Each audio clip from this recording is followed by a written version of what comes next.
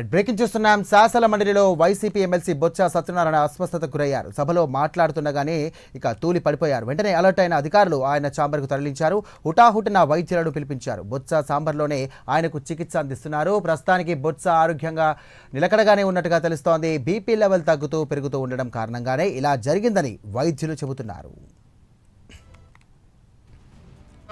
మనం వాస్తవం చెప్పాలి.